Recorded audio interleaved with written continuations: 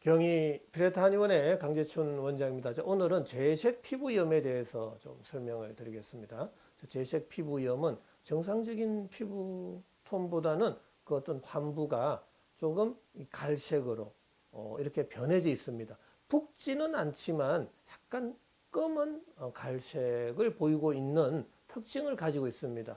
어떤 분들은 가려움증이 있기도 하고요. 또 어떤 분들은 살짝 발적이 있는 상태로 나타나는 경우도 있지만 대부분은 재색 피부염은 과색소 침착증이 군데 이렇게 나타나는 특징을 가지고 있습니다. 자, 그런데 왜 이 과색소 침착증이 발생하는지, 왜 재색 피부염이 발생하는지에 대해서 아직까지 정설은 없습니다.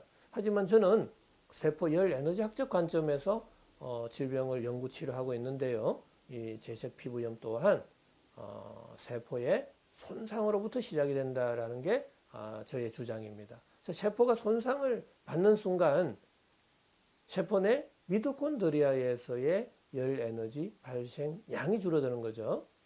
열 에너지 발생량이 줄어드는 순간 뇌를 포함한 오장육부의 온도, 바로 코어 템퍼러처라는 심부 온도가 내려가게 되고요. 심부 온도의 저하는 체온 조절 중추 시상하부에서 명령을 내려버리죠. 빨리 체열의 방출을 줄여라 라고요. 그때 손발 끝에서부터 모공이 다치게 됩니다. 자, 그 이후에 우리는 밥을 먹고 활동을 하고 몸에서 열은 발생하고, 자, 그 열 에너지는 원활하게 나갈 수가 없죠.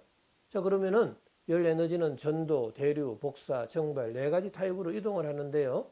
구멍, 관절, 마찰이 많은 쪽으로 열이 쏠려서 방출하게 됩니다. 자, 쏠리는 부위에 피부 온도가 올라가겠죠.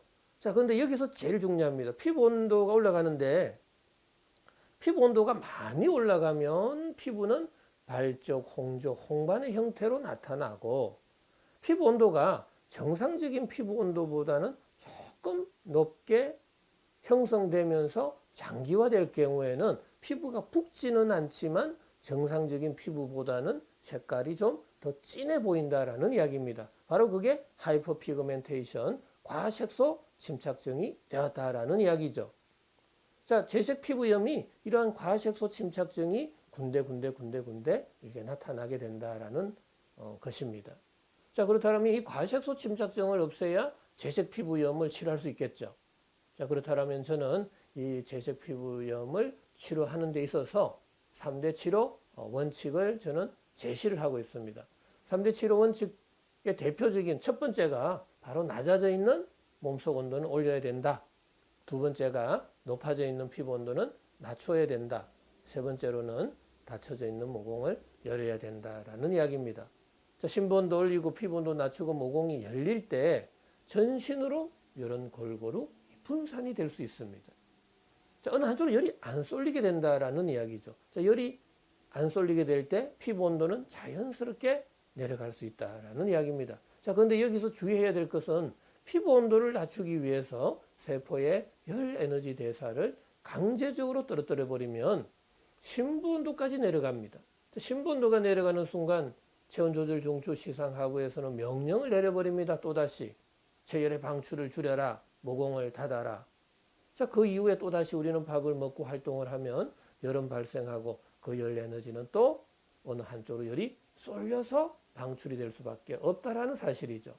자, 그렇게 되면은 또 과색소 침착증이 생기고 재색 피부염은 절대로 낫지 않게 된다라는 이야기입니다. 자, 그래서 꼭 좀 주의하셔야 됩니다.